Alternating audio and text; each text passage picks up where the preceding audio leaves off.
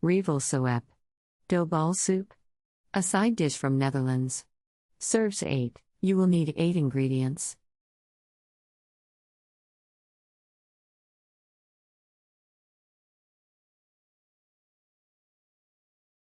Step 1. Bring the broth to a boil.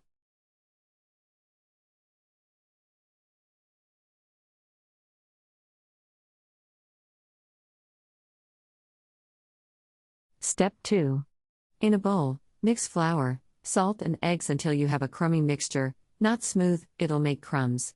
Rub mixture between your fingers over the broth, dropping small amounts in.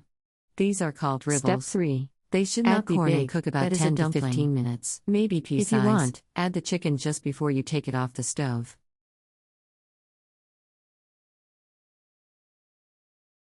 Country Reports, Culture, Countries, Travel.